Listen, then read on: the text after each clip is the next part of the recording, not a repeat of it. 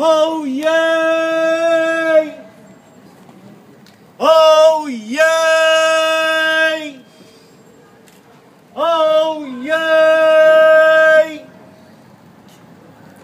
Ladies and gentlemen, distinguished guests and representatives from the city of Southampton, pray silence for the official opening of Oceans. Please give a very warm welcome to Commodore Warwick and Glenn Gardner. Yeah. Thank you, John. 1, 2. No. Okay, thank you very much, John, for that introduction.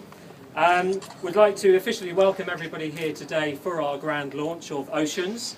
It does give me great pleasure to invite each and every one of you here today to come along to our launch here at Oceans on the High Street, appropriately on the QE2 mile.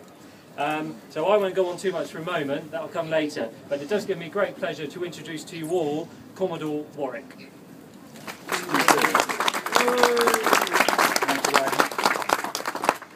The port of Southampton has an incredible history. It's been a port since the Roman times, over 200,000 years ago, and has continued to evolve ever since, and has played an important part in the history of our country. In 1620, the Pilgrim Fathers set sail to America on the Mayflower. In 1840, the rail link between Southampton and London was completed, and in the same year Sir Samuel Cunard fulfilled his ambition by bridging the Atlantic with his fleets of steamships. The port played an important role during the war, with over 7 million troops embarking in this port. Commercial trade has increased steadily with the arrival of freighters, tankers, and more recently the car carriers. The port has continued to attract many cruise companies such as P&O, Royal Mail, Union Castle, to name just a few. The cruise industry has, during the life and service of QE2, entered the port 725 times, which is probably a record for any passenger ship. My own seafaring links with the port started 55 years ago on this month, when I arrived as an apprentice on a port-line cargo ship.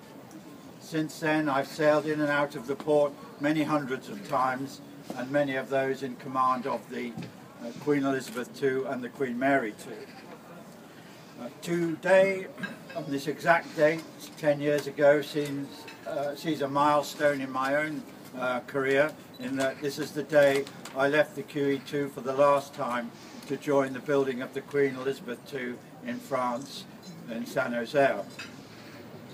Without a doubt, Southampton has become the cruise capital of the United Kingdom, with over 1.5 million passengers passing through this port every year.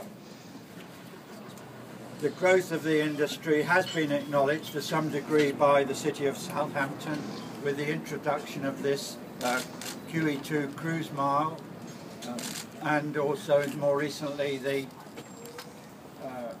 Maritime Museum relocated up in the city. But most important of all, we now have Oceans here in the heart of the city to extend a personal welcome to the many passengers and crew passing through Southampton.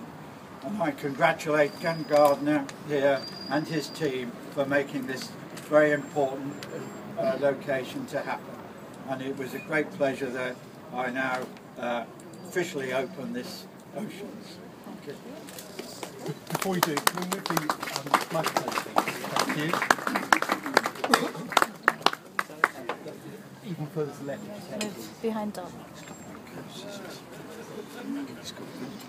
Are you in the picture, Glenn? Is Kim in the picture? No. Okay. Ready? Go. Trevor?